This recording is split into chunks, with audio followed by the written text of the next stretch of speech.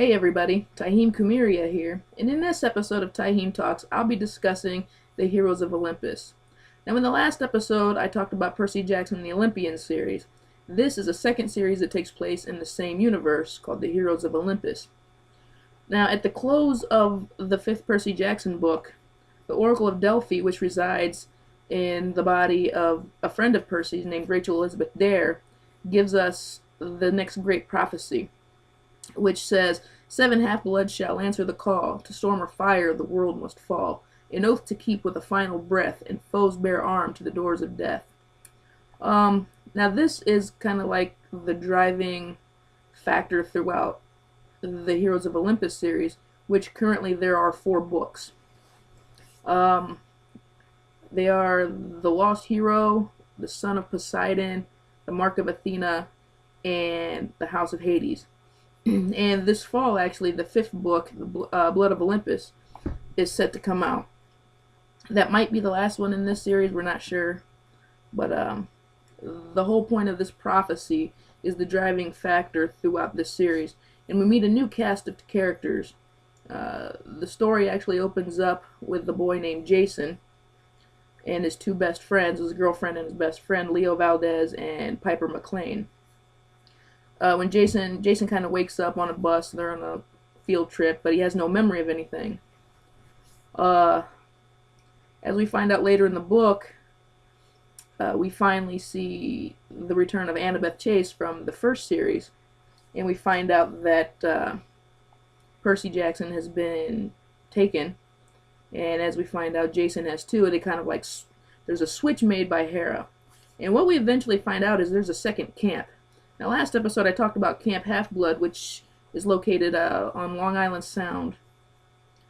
And ultimately, by the end of this book, we learn that there's a second camp called Camp Jupiter, which is in, I think, it's in California. So I think somewhere north of San Francisco, if memory serves. And it's a Roman camp. Camp Half-Blood, they teach the demigods, the Greek gods, because their parents are the Greek gods and goddesses. Whereas in Camp Jupiter, the demigods there, are the children of the Roman gods. And there's actually a pretty good reason that they're on opposite sides of the country, because every time these 2 camps come in contact with each other, well, let's just say bad things happen. In fact, the last time these 2 camps came together was in 1861, and we all know what happened in 1861 in America, the Civil War. So great magic was used to keep the campers from finding each other or even running into each other while they're on their respective quests throughout the country, because as we know from the past Percy Jackson books, that Percy and company have been to California a couple of different times, and that's where the Roman camp is. But we find out throughout the series that Jason was taken from the Roman camp and dropped into the Greek demigods, and Percy was plucked from the Greek camp and dropped into the Romans. The purpose of this being was kind of like a peace offering from Hera. If the Greeks can accept Jason, who was Roman, and if the Romans can accept Percy, who was Greek, perhaps that can start mending the rift between the 2 camps. In fact, the 7 half-bloods from the prophecy are a combination of the 2. There are actually 4 demigods from the Greek camp and 3 from the Roman camp. The 3 from the Roman camp is Jason Grace, which we find out later is Thalia's brother. I mentioned Thalia in the last episode. Thalia is the daughter of Zeus, whereas Jason is the son of Jupiter. They said it's kind of rare for one mortal to not only catch the gods' affection once, but catch both of their aspects, both Greek and Roman. And the Grace's mother had done that. The other 2 characters from the Roman camp that join this quest is Frank Zhang, who is, we find out, is the son of Mars, and Hazel Levesque, who is a child out of time. She actually died in the 40s, and she's the child. She's the daughter of Pluto. And a lot of the demigods have special abilities. Hazel Levesque, being the daughter of Pluto, when she gets nervous or agitated, can actually raise jewels and precious metals like diamonds and gold and silver from the ground if there's a big concentration in the ground. But if anybody sells these, there's a curse that goes with it. They usually suffer. The seller suffers a horrible death. Frank Zhang is just a mix. He comes from a Greek heritage as well, and he comes from a Greek ancestor. I think his name is pronounced Periclymenus, who has the ability to shapeshift. And Frank's mother had this. Everybody on the Zhang side of the family, a lot of them has this ability, and Frank's mother actually died in the war in Afghanistan, using this power to save a lot of her fellow soldiers.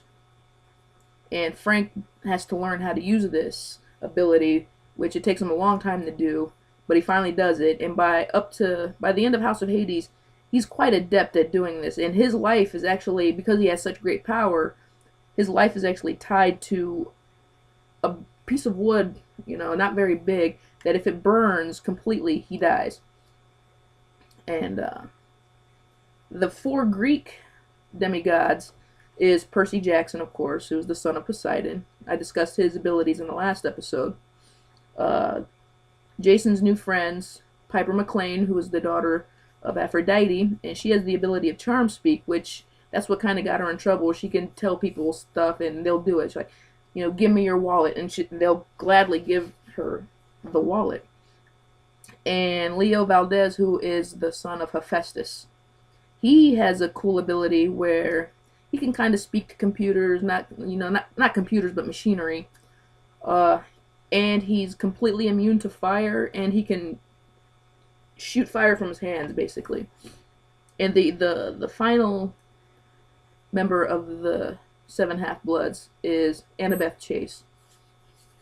And by the end of the 4th book, House of Hades, they're well on their way to trying to stop Gaia from rising. She's like the mother of the Titans, and if she wakes up, it's all bad news, people. And so throughout the 4 books, 5 books if you count Blood of Olympus, our heroes are trying to stop her from waking. In the first book, it's from the perspective of Jason, Piper, and Leo and their adventure and the quests they have to go on to. The second book, Son of Neptune, it shows how Percy is interacting with the Roman camp, and there's an augury in the Roman camp. It's sort of like the Greek version of the Oracle. His name is Octavian. He's actually a descendant of Pluto, not Pluto, but Apollo, and he is a major league bonehead. Nobody likes him. He's cocky, arrogant. He thinks he's better than everybody. Nobody likes him. There's another cool character named Dakota, who is the son of Bacchus, and Bacchus being the wine god, Dakota, he kind of has a little addiction to Kool-Aid, and when he drinks it, he always gets like a red Kool-Aid mustache, and it sort of has the same effect on him that wine would on an adult. He kind of gets a little loopy drinking too much Kool-Aid.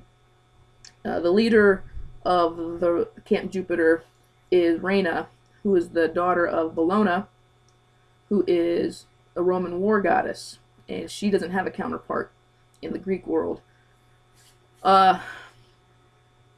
They go on their adventures, and they finally come together, the 7 of them, at the House of Hades. In the Mark of Athena.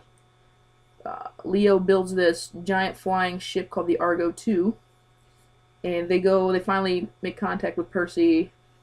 Oh, something else I forgot to mention is, in this series, both Jason and Percy have had their memories wiped. They've only been given just enough to keep them going, but they've had their memories wiped. And by the end of the first book, Jason gets his memory back, and by the end of the second, Percy gets his back. So they all know what's going on. And they finally all come together in the 3rd book. And they go on their adventures trying to stop Gaia from rising.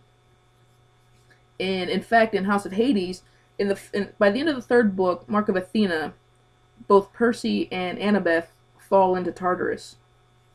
And what we learn in House of Hades is not only is Tartarus a place, deeper in the underworld. But Tartarus is actually a god himself.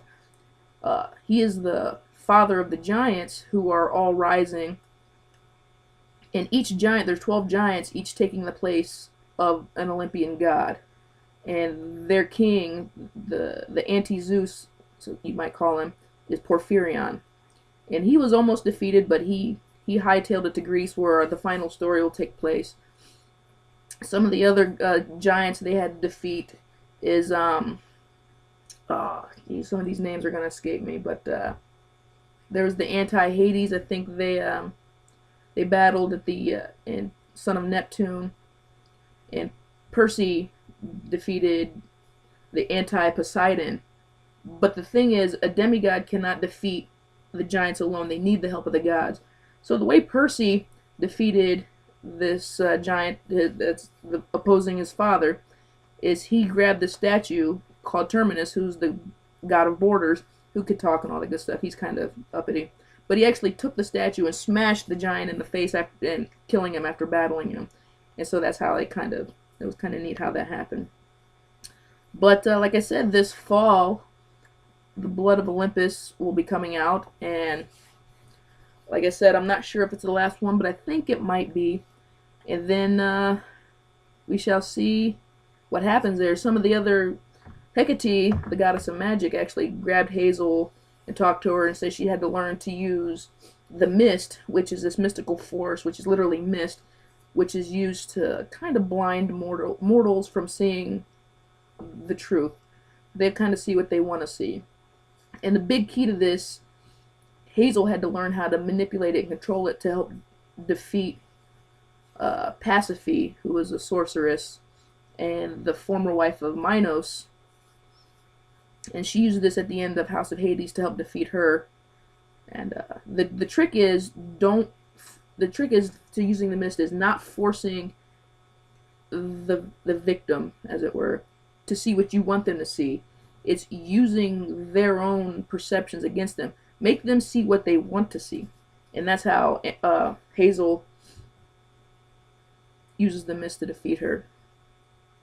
But like I said, this fall the story comes to a close, I believe, and the prophecy will come to fruition. And with that, we'll see what happens. I may do a follow-up episode after that book comes out to let everybody know how it went. So with that, I think I'm going to go ahead and call this episode a close. And yeah, that's pretty much it. If there's anything you'd like me to talk about, comment in the comment section below. You don't have to be clean, but do be respectful. That's all I ask. And tune in next time to the next episode of Tyheam Talks. See you then, everybody. Bye-bye.